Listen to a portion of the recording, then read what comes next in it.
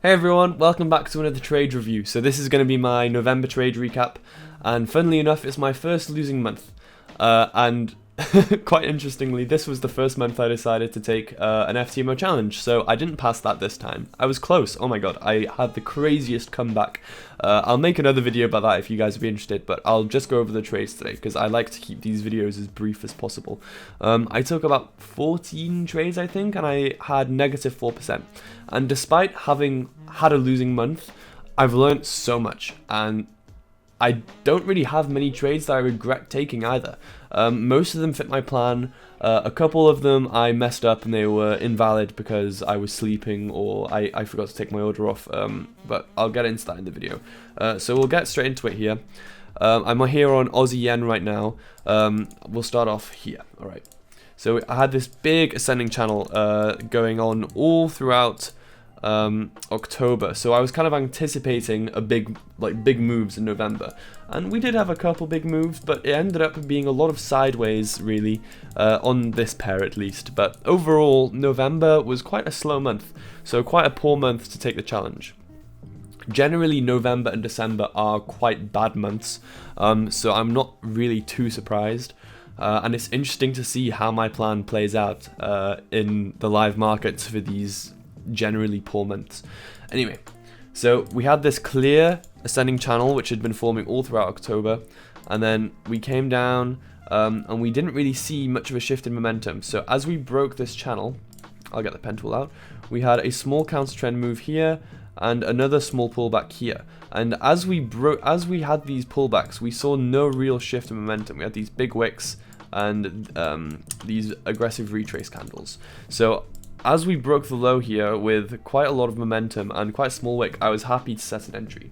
This candle here showed me no shift in momentum as well, because we came up and price couldn't be sustained, immediately fell back down. So I was tagged in by quite an aggressive candle, but I was already tagged in at this point, so nothing I could do. Didn't quite break the low either, so I couldn't reduce my risk, but overall I was really pleased with this trade. We did end up going sideways, forming a bit of a range here, and Joshua always says that we often have these areas of liquidity above and below a range where people are setting their stops. So it's important to note how we enter these liquidity pools, because if you're entering them correctively, so say we had a liquidity pool here and we entered into it correctively, then that shows that we're taking out people's stops essentially. So if we break through a liquidity area with a lot of momentum like we did here, then I'd be interested in setting a trade. And that's exactly what happened. We broke the high quite impulsively, small pullback continued quite impulsively. So I was interested in setting an entry, especially after this candle. However, I left 3 orders on overnight on Aussie yen, Euro yen, and Aussie dollar, and they were all quite similar, right? We had a range and we pushed through the range quite impulsively. So I guess I definitely shouldn't have set 3 orders and left them on overnight. I should have really been monitoring them. Lesson learned though, I'll do that in the future. I think maybe my psychology wasn't quite there, because I really wanted to be in the market and I was already down from a couple of trades. But that's interesting to note. I seem to have the urge to be in the market quite often, to be in trades. And that's definitely improved towards the end of the month, because I've just had a week with no trades and I've been quite comfortable losing no money, you know. Yes, so what went wrong with this trade? Well, as soon as we had this aggressive retrace, because this was a combo, so we came down counter trend, so I was hoping to break this low quite correctively, and we didn't. We broke it with an aggressive retrace. So I should have really been up here at 4 AM to cancel my order, and if I were, then I wouldn't have been tagged in and tagged out. Full loss. But yeah, that is one of the trades, one of the 3 or 4 trades that I shouldn't have taken. Funnily enough, yeah, that's funny. Negative 4%, and there's 3 or 4 trades that I regret. So could have been a break-even month if I did things differently. Let's see here. So here's a flag.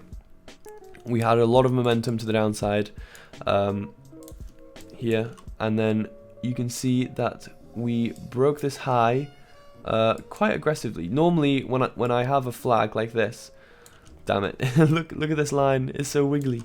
So it comes down and I want to see this broken, this high broken without a lot of momentum. If it comes up like this, I don't want to be involved. In this case it was a little aggressive for my liking, but we had an aggressive retrace back down as well for me to enter. So that's why I was quite happy to enter this trade, and we did break the low, but I wasn't able to reduce my risk at all because, well, I would have reduced my risk above where my stop loss was already. We formed these double wicks and came back up. So again, this was a trade that I was happy with, and I don't regret anything there. Then we came up and we had this little ascending channel, which broke with a really nice candle, no wick on it at all.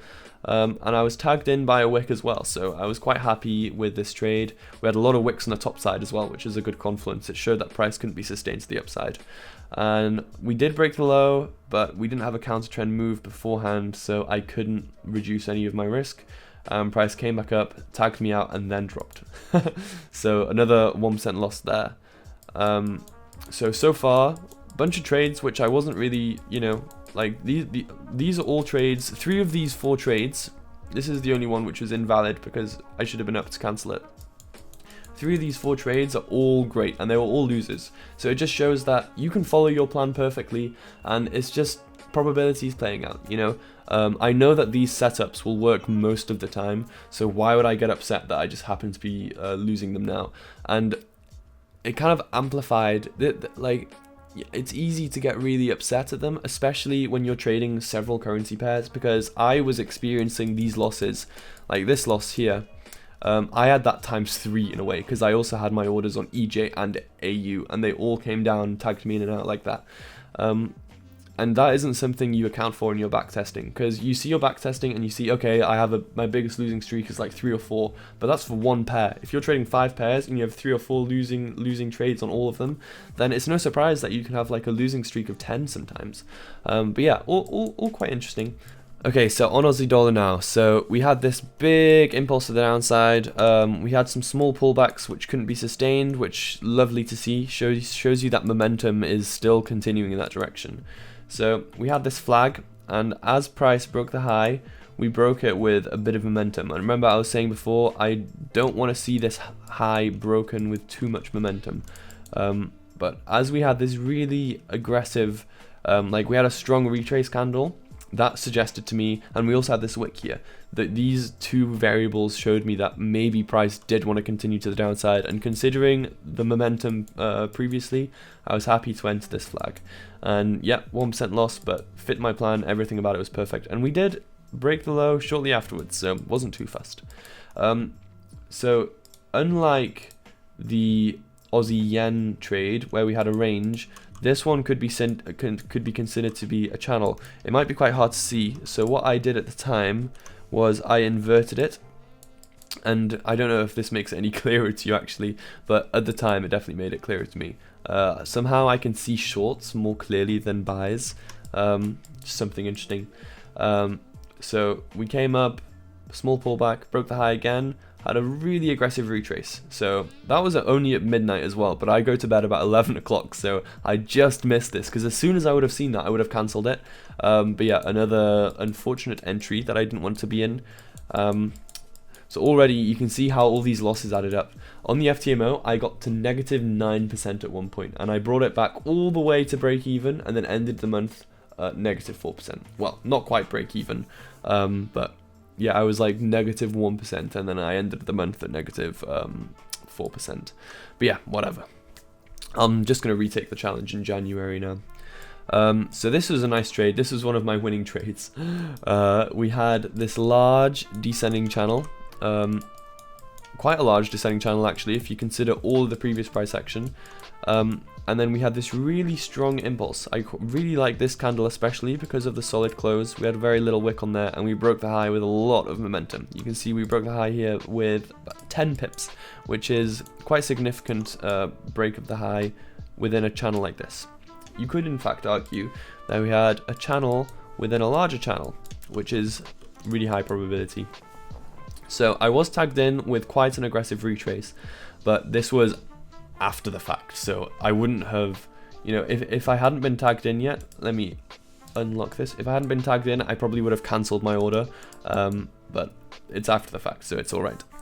And then we ranged around my entry for a while and then pushed off. Normally, the most recent high here is the bottom of a range or the top of a range, depending if you're looking at a buy or a sell.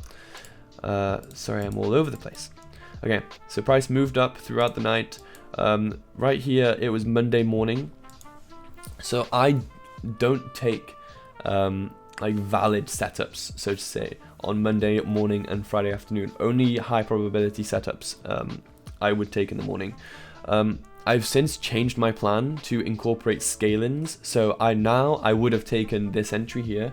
So I would have set an order about here, and I would have been probably just tagged in by this candle. But this would have ended up as a reduced. I would have been at, like, how much profit would I have been at? Like 0.1. So it wasn't really worthwhile in the end. Oh wait, no, that was incorrect. I would have been at 0.2. 0.15. But yeah, because of this solid close and these double wicks, I would have liked to enter the scale in hindsight, but I avoided it at the time because it was Monday morning and my plan said to only take high probability setups. But yeah, I'll take scale-ins now in future as well.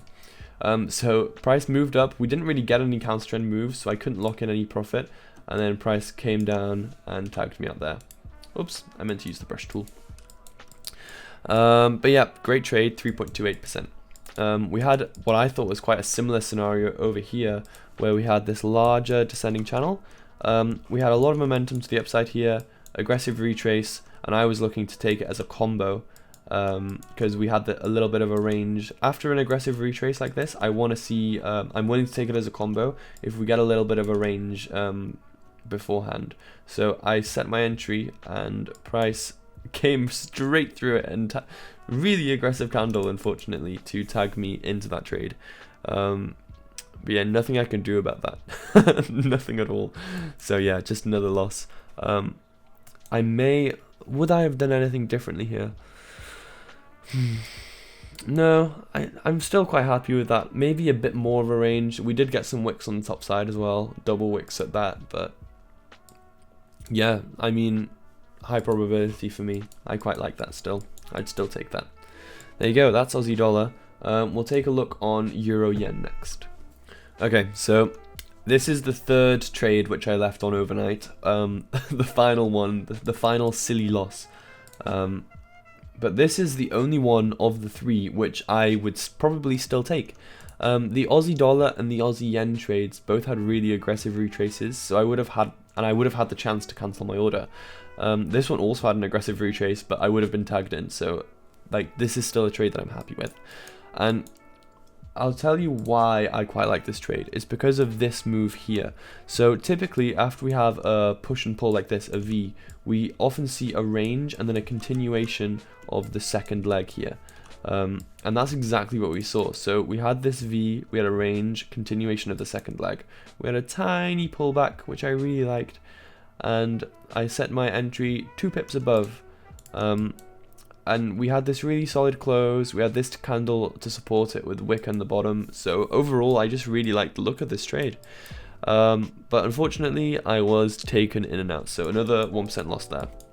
You can see how all these losses added up. But fortunately, I think I had like 3 or 4 winning trades, which ended up bringing it all back. So it just shows you, like, it doesn't really matter how many losses you take, because every time I get a winner, it's typically going to be more than whatever I lose. Yeah, so we had another flag here. This one, again, I'm happy with this. We had a smaller ascending channel here, and we're within this larger descending channel. So quite often on euro pairs, I've said this before, but you get an impulse down, a descending channel, and then a continuation. Whereas, you know, normally you see a channel and then a push in the opposite direction. But on euro pairs, we often see a move like this. So when we had this push down, I entered this flag in hopes that perhaps we would get that move down, but we didn't quite. So what happened was we broke this high with a wick, and I really like this because it shows that there's no shift in momentum. So I entered on this 2 o'clock candle here with a market order, and price did break the low, which allowed me to reduce my risk a tiny bit, but not very much. But yeah, that was a reduced risk loss because price then did move up. But yeah, I like that trade. I'd take it again. I know some members did get in on this trade here because they then considered this to be a smaller channel within a larger channel, and they had their pending orders set, and price would have tagged them in here. They would have had price running at like 5%, and then price came all the way back down just to continue the channel. So I thought that was a pretty interesting trade, and I missed out on that. But yeah, perhaps because I'd just taken this loss, I was like oblivious to new trades for a few hours. But yeah, that was a trade I quite liked, despite this aggressive retrace. When you have an aggressive retrace like that on a really high probability, like I would only do this on Euro Yen. If you have a smaller channel within a larger channel, I'd be happy to like set my entry and forget it, because quite often you see price come in with an aggressive retrace and have a big move like this. But in this case, it was just unfortunate that price came all the way back down, but without letting us lock in any profit. But yeah, okay, that's Euro Yen. We're going to Euro Dollar now. Let's see what trades we can find. Okay, so we had this ascending channel by the looks of it. And we broke this low with a single impulsive candle. Okay, yeah, I remember what happened here. So I've got it in my trade plan, or my pair characteristics, that Euro US dollar likes to have fake outs. And that's exactly what happened, and I didn't pay attention to my plan, I guess. So I should have really been waiting for a second impulsive candle, because this wasn't quite enough for me. You can see we didn't break the low by very much. And price tagged me in and out immediately. Big candle, you see? Classic Euro USD. That happens all the time. Okay, so we got a continuation trade here. So this is exactly what I was saying before, actually, where you have a move like this and then a continuation to the downside. So you can see this larger descending channel here, impulse, descending channel, impulse. So I hope you can see that a bit more clearly there, illustrated with actual candles and not my terrible brush tool. So this trade here, in fact this trade was quite similar to one up here. So Joshua took this trade off of this line, and you can see he would have been tagged in by this wick, and he would have exited somewhere down here. So he took a lot of profit on that. And I remember thinking, okay, would I have taken that trade? And I don't think I would have, just because of this big wick. But we later had a very similar setup with a smaller wick, and I was very interested to take this one. So after seeing how much he profited on that one as well, and I'm down at this point, I would have been down like 8 or 9%. So I was like, right, this was the one trade, this trade and my Aussie dollar reversal are what brought me back to like more or less break even. But yeah, like quick lesson, how long had it been since this trade? It had been less than a week. So a week later, I had a chance to redeem myself and take the trade, which I kind of missed up there. But yeah, we had clear impulse down, small pullback. This candle shows no shift in momentum. I really like this candle. Is that like a hanging man? I don't know candle formations. It's a hanging man or a shooting star or something. I don't remember the names, but I know that it shows no shift in momentum and that price wants to continue down. We had this candle, we had a small wick, and I was happy to enter. So this kind of happened as a combo because we had this small counter trend move here, and we broke the high with no shift in momentum. Price did flirt with my stop loss a little bit. It got pretty close, but then it did come back down with a lot of momentum. So at this point, I'm like, right, FTMO is on the recovery. I need to find a scale in, and I saw this here. I'm quite happy to scale in quite aggressively usually, but yeah, we broke the low here with 2 impulsive candles. So I set my entry. It was spread hours, but I would have been tagged in on the 10 o'clock candle here, I think. So as soon as spread hours ended at the start of the 11 o'clock candle, I entered with a market order at where I would have been tagged in, and then price came all the way down at 4 AM, and I think at this point I would have been like plus 2%. So if I was up, I could have closed the trades. I would have had like a couple days left of my challenge, and I would have been able to retry. But unfortunately I was asleep and I took a 1% loss because it came all the way back and tagged me out. But yeah, this was where I was past break even, and if I was up I would have been able to get that free retry. So basically, the fact I wasn't up here at 3 or 4 o'clock is why I lost my £450 or whatever. But that is fine. I'm just excited to retake it in January now. I'll do pound dollar quickly because I think I only had one trade on this pair. Let's see. Yeah, it was that one there. This is the final mistake. So lots of mistakes, but few trades that I really regret taking. Like, they're all good trades. There were just a few where I was asleep and there was an aggressive retrace where I should have cancelled my order. And then there's this one here, which is just stupid. So on pound dollar, I take flags with a 20 pip stop loss, and you can see here I actually took this flag with a 15 pip stop loss. So I got tagged out, and then price continued up. So I only missed out on like 1%, but if I'd followed my plan, then I would have still been in this trade, and I would have made some profit as well. So that is frustrating. you can imagine that was frustrating at the time, but I'm pretty like mechanical and emotionless with my trading, so it's just like whatever. Mistakes were made, doesn't matter. So larger ascending channel, smaller descending channel, pardon me. Large descending channel, small descending channel. We had this slow impulse up. You can see the candles getting bigger and bigger, and I entered this as a flag. So we broke this low, and we barely broke it, to be fair, but as we broke it, we impulsed back up quite quickly. So I was happy to enter there at 1 o'clock. And yeah, price continued up, but I got tagged out because I used the wrong stop loss size, but that's whatever. Anyway, there you go. Thank you for watching. Hope this video is useful. Let me know what you think of these trades, if there are any you would have taken, would have avoided. Like the video, comment. I'd love to hear from you guys. Thanks for watching. Yeah. Have a great December. Merry Christmas.